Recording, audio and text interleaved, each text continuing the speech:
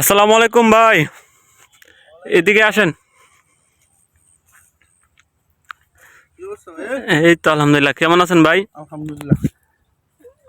উম, আপনি কি করতেছেন? এই ভুট্টা যারা করতেছে কেন জানি এটা ভাঙ্গে লাইলো।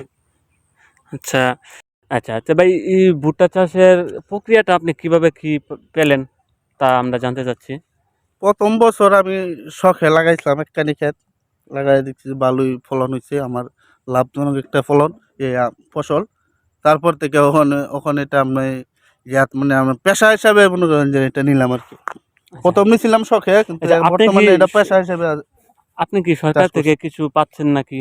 না না না, সরকার থেকে কিছু পাই না।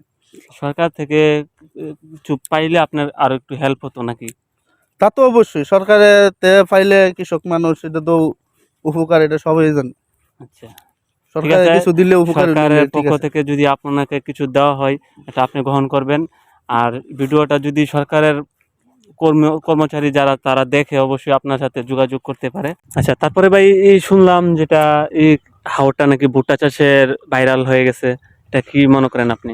আমার দেখা দেখি অনেক গৃহস্থ লাগাইছে। প্রায় এই ভুট্টা এই হাওরে প্রায় 150-200 খানি ভুট্টা আছে, তো তাই অনেকে আসে ঘুরে দেখে, ভিডিও করে নেয়।